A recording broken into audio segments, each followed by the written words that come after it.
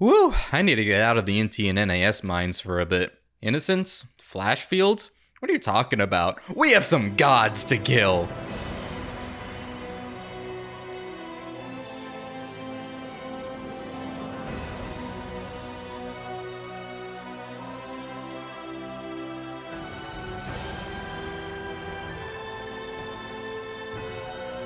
God of War. He said it! He said it! That's the name of the game! He said it! Welcome, one and all. It's Mags, and despite not having really covered one yet, I love me some hack and slashes. God of War is a series that's intrigued me for a long time. Not only did it see a huge resurgence with the release of God of War 2018, but before it took its modern form with that game, it was a hack and slash series that started all the way back in 2005 for the PS2, although I'm playing on the PS3 God of War 1 and 2 collection from 2009. Having recently played a lot of games from this era, I've developed an appreciation for them and all their dated, janky glory. But with that being said, I am surprised at how well this game has aged. Maybe I just have a high tolerance for bullshit, and while there were definitely some things that stood out in that regard, God of War 2005, I'll just say God of War from now on, overall is pretty damn smooth for a 2005 action game. The movement in combat is fluid and feels good, and even the non-action elements like platforming are actually fun, wouldn't you believe it? You play as Kratos, whose very first scene is him jumping off a cliffside yearning for death, and then it cut to 3 weeks earlier. Hell of an opening. Immediately, you can feel for him. He's obviously going through something so tormenting that he's been driven that far. The gods of Olympus have abandoned me. Over time, without really spoiling the nitty-gritty, you learn that he is a mortal Spartan who's been gifted, or more like cursed, with the blessing of Ares. In a time of desperation on the battlefield, he called for Ares' aid, which he gladly gave, at the cost of everything Kratos knows and loves, including his own family. Burdened with the horrible deeds on his conscience that he carried out in Ares' name from that point forward, he decided enough was enough and set out on a quest for revenge against the one who had both saved his life and shattered it. Kratos was going to kill a god. Despite Kratos' absolute brutality and unquestionably horrific actions, he is impossible not to root for. This man has gone through hell and back and will stop at nothing to destroy the god who did it to him. All he wants is for his visions and nightmares to stop, for his sins to be forgiven, and to live in peace once more. But, as a man fatefully bound to the God of War, no such life awaits him. Now, if it wasn't obvious enough already, God of War lives and breathes Greek mythology, taking place in ancient Athens, Greece, where the mythology is very much reality. It really brings out that 15-year-old who thinks they're an expert on Greek mythology because they read Percy Jackson in me. A lot of Greek gods or mythological figures show up or are mentioned, and every enemy in the game is some kind of mythological creature. Gorgons, satyrs, minotaurs, centaurs, you name it. Every single move is named after some god or figure, every relic and collectible, even the save points are made from Zeus's light. It's easily a core part of the game's identity, along with absolutely fucking shit up. I mean, it's a hack and slash. If you weren't doing that, it would suck. But God of War leans hard into it, amplified all the more by Kratos' inherent characterization of being an absolutely brutal motherfucker. Thank the gods you came back for me! I didn't come back for you.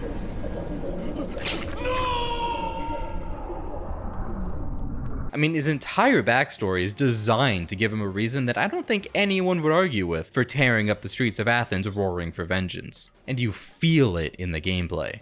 Every single swing is fast and powerful, not to mention the controller constantly rumbling as you hit stuff, which is a nice touch. And can I just say, I love the weapon of choice here. The Blades of Chaos, bestowed to him by Ares himself. In most hack and slashes or action games in general, you're usually using a sword or more common weapon. Kratos, though? This man comes out swinging, quite literally, with 2 blades on a chain that he whirls around like giant nunchucks.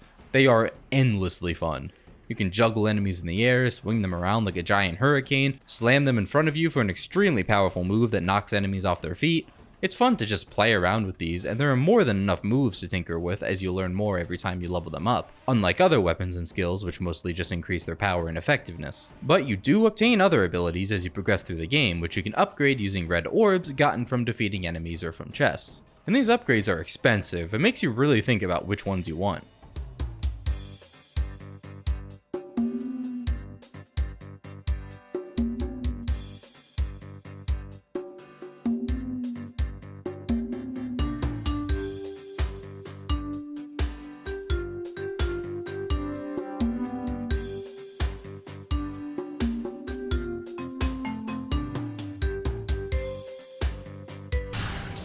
There are 4 magic abilities you obtain, and 1 entirely new weapon. The 4 magics are Rage of Poseidon, a huge area of effect blast that essentially just acts as an I don't want to deal with this right now button. Medusa's Gaze that turns enemies to stone to let you pretty much instantly kill them, which sounds a hell of a lot more useful than it actually is. Zeus's Lightning Bolt, which is essentially your only projectile, and the Army of Hades, which basically just fights enemies for you. Yeah, this is pretty useful.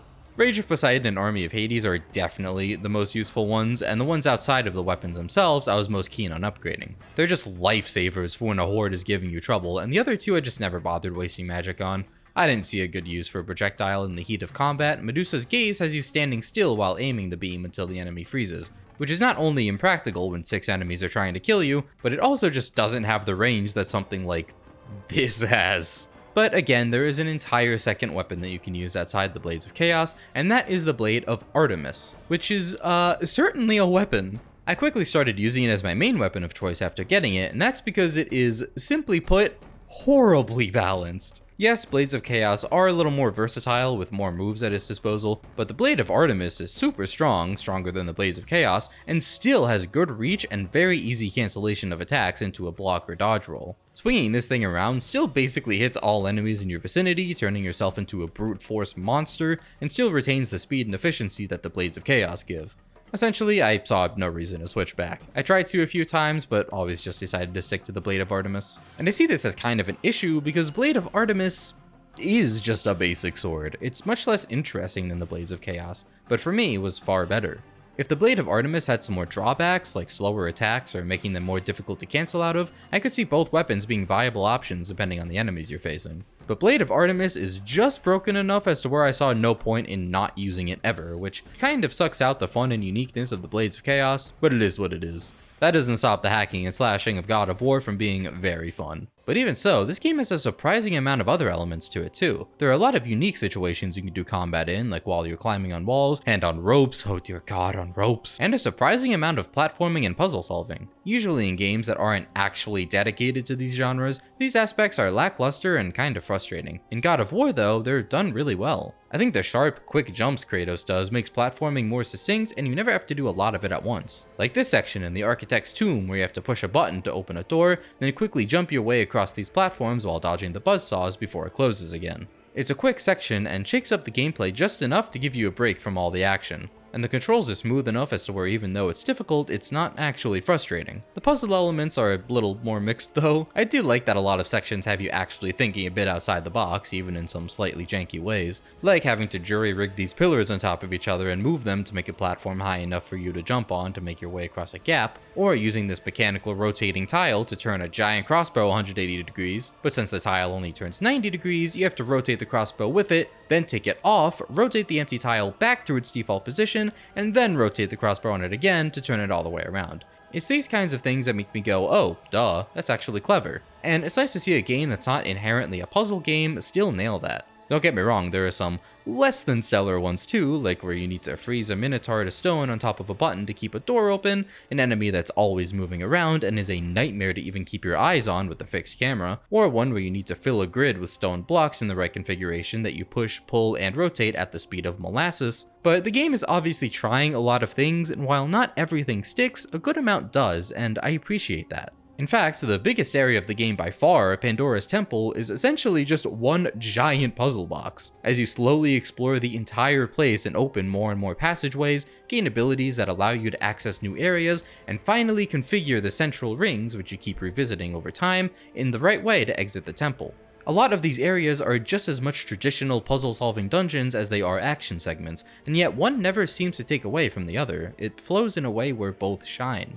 Besides the gameplay itself though, God of War just oozes cool. It's especially apparent in how David Jaffe, the director of the game, talks about it in the bonus behind-the-scenes content included in the collection. God of War was made to be brutal and fucking awesome, first and foremost. The combat does a great job already, but all the set pieces do too. Like Pandora's Temple, it rests in the desert of lost souls on top of Kronos, who has been made to wander the desert for all eternity with the temple on his back. If that isn't the coolest shit, I don't know what is. We wanted someone who really made the player feel like he was being able to unleash his dark side. So the idea was always how can we make him look more brutal? How can we make him look more violent and impulsive and nasty? And that desire always superseded sort of historical accuracy. The entire soundtrack is clearly composed to keep up the foreboding nature of the game as Kratos takes on this insane mission to kill a god, with low drums and deep chanting pushing you onward.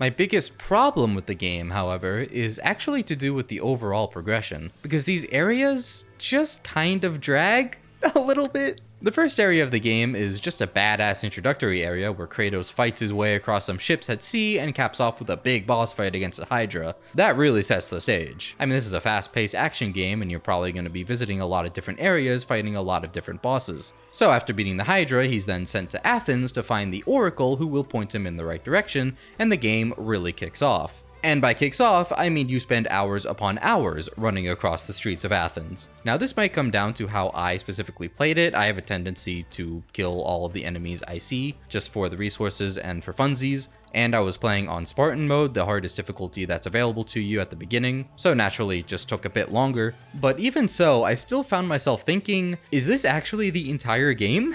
I mean, don't get me wrong, I can appreciate some limited settings and the combat's still very fun, not to mention they're still constantly throwing new types of enemies at you, but there's not much to break up individual areas or big pace breakers. Not really many boss fights or big gameplay shakeups. It all just feels like one long stretch, because it essentially is. And Athens is not the entire game, because when you finally find the Oracle and rescue her, you're sent to the Temple of Pandora to find Pandora's box, and that's almost the entire rest of the game. This one temple is easily half, if not more, of your playtime. It just goes, and goes, and goes. There are a lot of different sections within it, unique areas, a good amount of abilities you get that allow you to explore new places and constantly uncover new paths in places you visited before, but it is essentially all one massive dungeon that really feels like it overstays its welcome, if I'm being honest. Especially because once you think you've made it through and everything's shaping up for you to leave the dungeon, you've gone through the trials of Atlas, Poseidon, and Hades, acquired over half your unique abilities, and finally had another boss fight since the very first one at the beginning of the game, you shine that beam of light that's been teasing you the entire time, activate the statue in the center, and proceed to... He'd conquered the lower floors of Pandora's temple, but what lay in wait above would test even the greatest. The upper levels of Pandora's temple. There's an entire second part. Also, yes, this game is horrific with its voiceover mixing. It doesn't get better in the sequel. Thankfully, it's not nearly as long as the first, and you're actually out of the temple soon afterwards. I'm kind of including the Cliffs of Madness and the Architect's Tomb here. And then you literally get sent to Hades and have to climb your way out of there, which is a huge breath of fresh air after like 8 hours in Pandora's temple. But God of War just feels like it drags. It's not even that long of a game, it's just that there are too few areas and they go on for way too long. Even just some pace breakers would have helped a ton, like Hades. It's a relatively short section between Pandora's temple and back to Athens again, but just being in a new setting with new gimmicks and enemy designs was great. More areas like that, just to feel refreshing, would have gone a long way. I mean, technically there's the Desert of Lost Souls itself before you reach Kronos in the temple, but that's not really a high point of the game. You know what else would have helped a ton though? Some more boss fights. Now, I'm a sucker for boss fights, and I was pretty excited to see them, but as it turns out, there are only 3 throughout the entire game. The Hydra at the beginning, and then the second one isn't until late into Pandora's temple, where you fight a giant Minotaur-looking guardian whose best feature is that it exists at all, seeing that it's made up of 4 near-identical phases, because the first 3 only serve to rip its armor off and reveal its real health bar, and then the final boss. That's it. For a game pushing a coolness factor with a character this brutal and strong, you'd think there would be more boss fights, and I think given the structure of the game, it desperately needed them. Although, to its credit, David Jaffe did want more boss fights, they just couldn't add them due to time. And again, we just didn't have time, and I know it's lame that that's the one thing I regret about the Pandora design, is that there are no bosses that guard the box. You have the Minotaur boss down below, and then we've got this conveyor belt section, and that's kind of it. And we just ran out of time. One other kind of big thing for me were how some of the controls were laid out, because it is really easy to accidentally trigger some attacks, most notably by far the Hurricane attack. In standard hack and slash fashion, you press square to do a light attack, triangle for heavy, and circle for grab. But there's an entire other family of moves that are triggered by holding L1 and pressing any of these.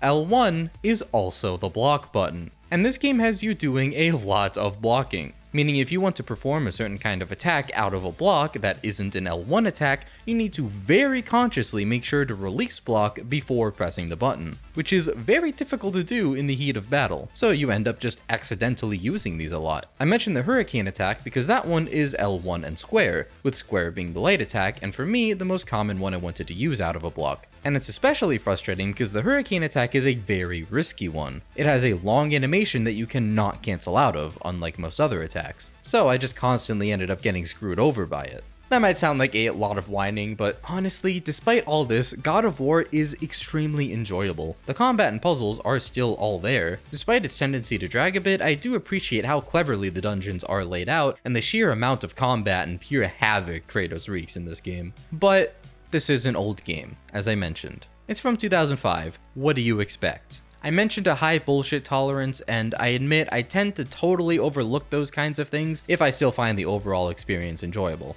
Who cares if sometimes you just can't grab the damn Minotaur? Maybe you just fall straight down when you get hit in the air for whatever godforsaken reason, leading to some dumbass deaths. Or maybe this one invisible checkpoint is in a scuffed enough place where you're doing combat around it and constantly triggering it, so each time you die, you're brought back further and further into the fight. That kind of shit is fine. There is some of that, but in these cases, it's something I just kind of go in expecting, and as long as I'm still having fun, which I did in God of War, I'm gonna sing its praises.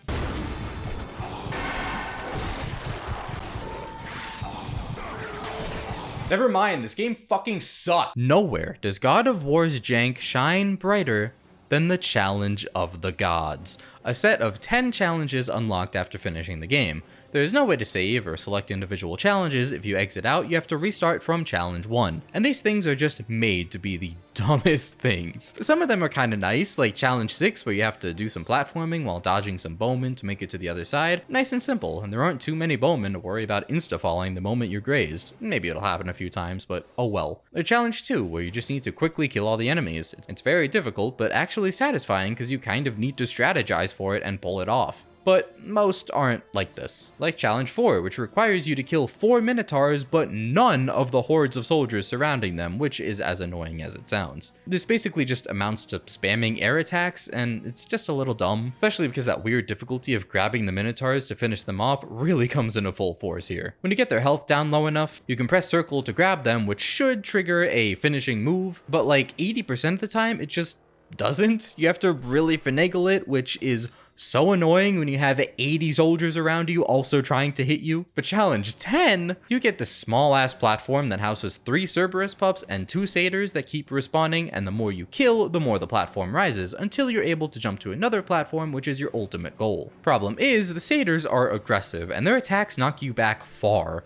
I mean, instantly off the platform far. Even if you block, your ass is going straight into the pits. And if you get hit in the air while trying to jump back up, insta-fall for you, baby. A good strategy here is to just spam block until you get a parry, so you can do a special counterattack that knocks enemies far away and off the platform. And I would be lying if I said it wasn't satisfying to pull off, but things can go wrong in a split second and just send you careening off at any point. It's definitely a lot more bullshit than skillful.